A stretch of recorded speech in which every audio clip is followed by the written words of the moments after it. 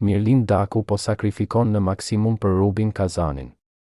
Lojtari i kombëtares është rikthyer sot në fushë ndërsa klubi rus po luante për javën e 23 të kampionatit.